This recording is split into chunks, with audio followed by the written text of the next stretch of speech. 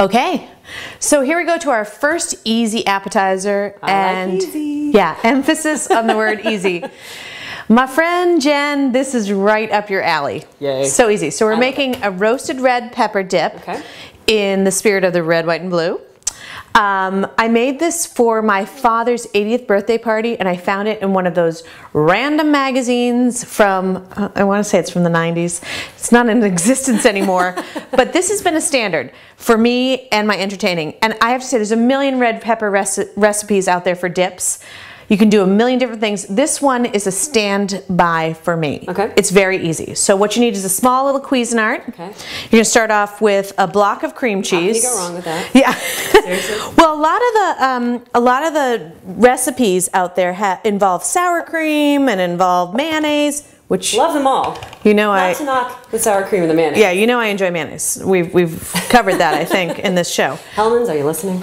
Exactly. So we're going to do the block of cream cheese. Then we're going to do about like 6 basil leaves, fresh from your garden this time of year. The nice thing is that we can actually go out and pick our own herbs and not go and pay a fortune at the store. I know, it's fabulous. Yeah.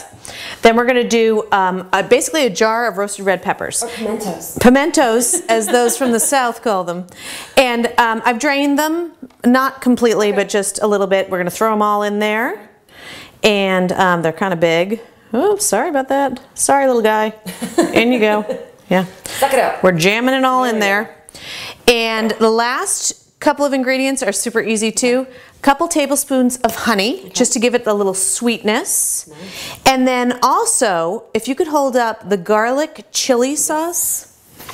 This stuff, I don't know if anyone has this in their fridge, but if you don't, run out and buy it now. You can buy it in Asian food marts. Ooh. Or actually, they carry it in most supermarkets these days. Exactly. It's red pepper chili, but it also has a great garlic flavor to it too. And I used to put a clove of garlic in here, but I don't do it anymore. Instead, what I just do is I do a tablespoon of that, and it gives it a little bit of the heat plus a little bit of the garlic taste, which I think is fabulous. Nice. 2 in 1. Yeah, exactly. All about the easy. Exactly. And again, we're keeping with the red theme.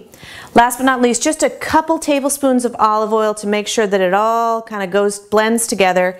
And I apologize for you viewers out there because this is going to be loud for 2 seconds. Should I sing the anthem or something? Would you mind? We're almost done. Almost. It's going to be so worth it though. And actually,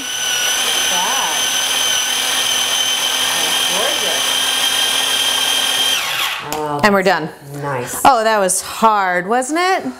Goodness, that was really difficult. I know. Exhausted. So Jen, what we're going to do is we're going to serve it with pita chips, which I think, oh my goodness, why don't you take that spatula right there and spoon it in there. And what we did is we just took some pita chips and cut them up into eighths. And this is a beautiful dip in terms of the color for our red, white, and blue party. But the taste, really, it has a lot of different layers, which I know sounds really silly considering we just put it in a Cuisinart for 2 seconds. Layers of flavor. But honestly, it really does. It's delicious. And it's super easy. You can do it by the time you walk in the door. It's done in about 5 minutes, as you just saw. Maybe less. Indeed. Can I taste? Absolutely. Ooh. Ooh. That's good, right? That's really good. Yeah. Enjoy.